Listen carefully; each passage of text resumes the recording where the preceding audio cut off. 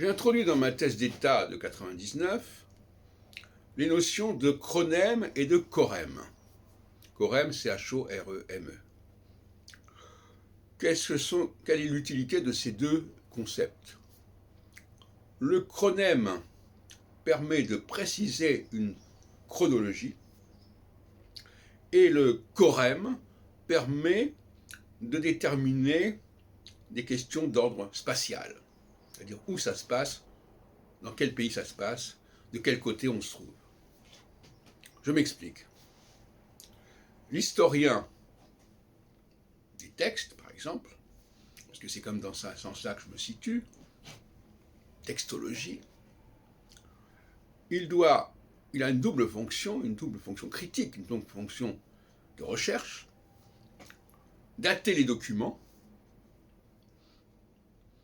déterminer la véritable date des documents, et donc par conséquent ne pas être victime des contrefaçons, des documents antidatés, ou post-datés d'ailleurs, et d'autre part, déterminer d'où ça sort, d'où ça vient, quelle est la source. Parce que, dans le cas, par exemple, des centuries de Nostradamus, puisque c'était un des enjeux de cette thèse d'État, prolongée d'ailleurs par le post-doctorat de 2007, il s'agissait de montrer, et c'est vrai aussi pour la Bible, qui parle et à qui on parle. Ça, c'est le chorème.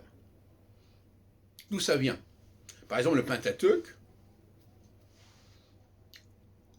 c'est au service de qui le texte du Pentateuque?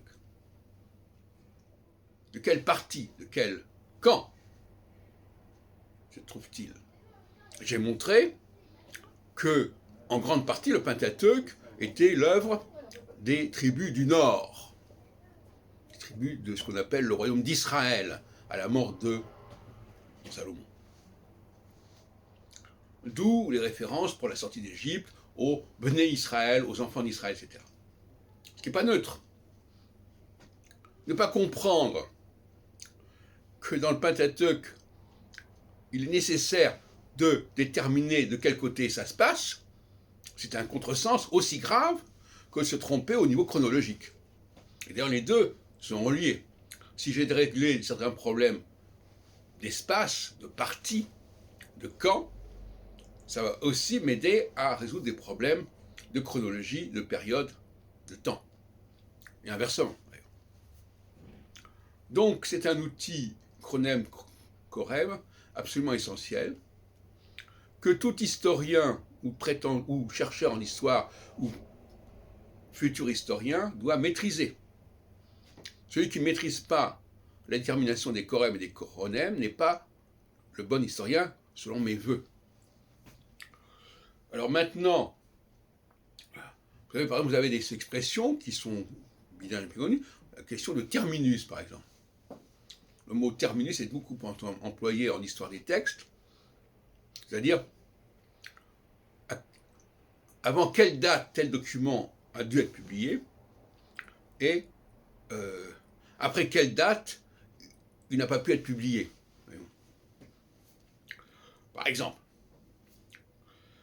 alors il y a des critères qui permettent de fixer des données. Par exemple, je prends le Janus Gallicus de 1594 qui commente